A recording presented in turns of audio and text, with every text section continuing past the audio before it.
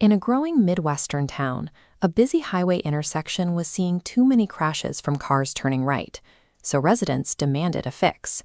The city put up a yield sign, but almost immediately, a different group of drivers complained.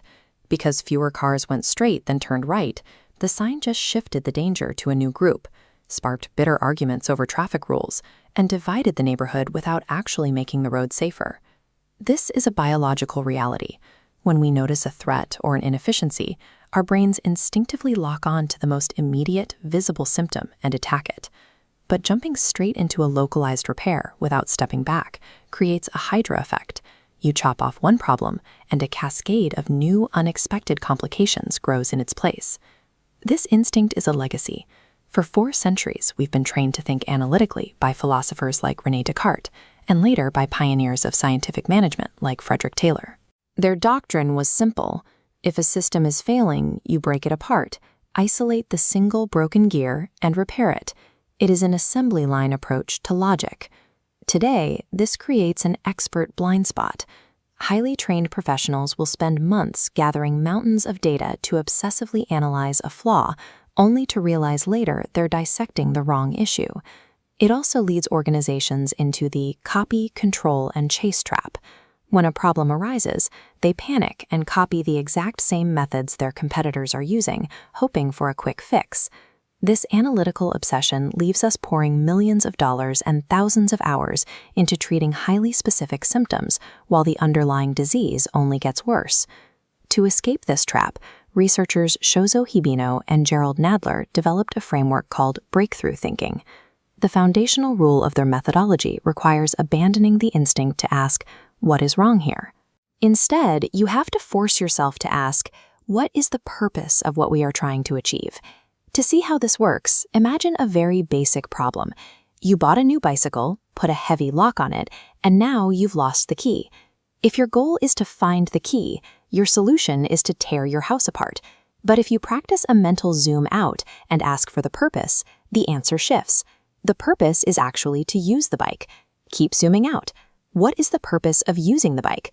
Let's say it's to get exercise. Entirely new solution pathways open up. You could go for a swim or go for a run.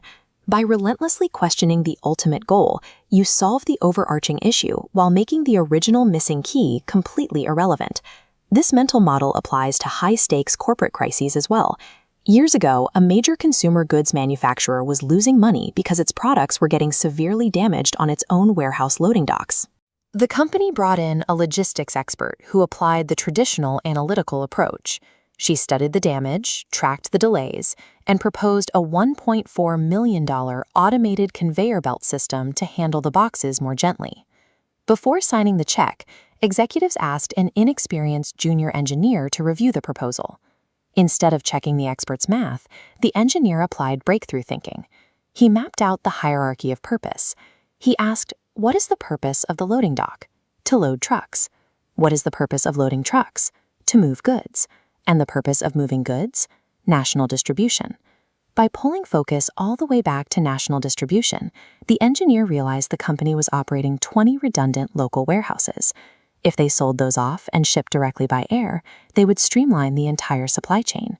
They didn't need a better conveyor belt. By zooming out to the true purpose, the company eliminated the loading dock bottleneck entirely, saving millions of dollars and vastly improving their business model. Finding the right purpose functions as a filter for every choice that follows. It forces your decision-making process into alignment before you even begin the work. When you know exactly what you are trying to achieve, you naturally stop hoarding irrelevant data. You stop copying what your competitors are doing because their ultimate purpose might be completely different from yours. This works all the way up to the federal level. In the 1970s, an invasive species of gypsy moth was devouring millions of acres of American forests. The U.S. Department of Agriculture formed a massive coalition to stop it, but the effort quickly paralyzed itself. Scientists, politicians, and environmentalists spent years generating mountains of data and arguing over pesticide levels, life cycles, and eradication methods. The gridlock broke when a facilitator forced the warring factions to stop talking about the bugs and define their ultimate purpose.